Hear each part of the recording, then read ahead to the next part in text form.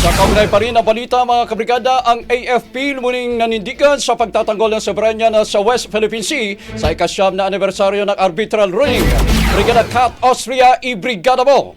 Brigada Live Report. Muling iginiit ng Armed Forces of the Philippines ang kanilang paninindigan sa pagtatanggol ng soberanya ng bansa sa West Philippine Sea. Kasabay ito ng paggunita ng ikasyam na anibersaryo ng 2016 arbitral ruling ng Permanent Court of Arbitration. Ayon sa AFP, ang naturang desisyon ng Permanent Court of Arbitration ay hindi lamang tagumpay ng bansa sa larangan ng batas kundi malinaw na patunay ng kahalagahan ng paggalang sa international law at kapayapaan sa rehiyon. Binigyang diin din ng AFP ang kanilang tuloy-tuloy na maritime at aerial patrols at pagpapalakas ng maritime domain awareness upang mapanatili ang seguridad at maprotektahan ang kabuhayan ng mga mangingisdang Pilipino.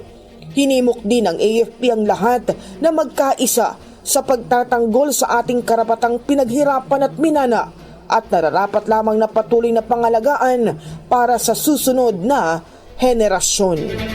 In the heart of changing lives, ako si Brigada Kat Austria ng 105.1 Brigada News FM Manila, The Music and News Authority. Brigada Balita Nationwide. Ang bahaging ito ay hatid sa atin ng Drive Max Coffee. Ligayang tuloy-tuloy.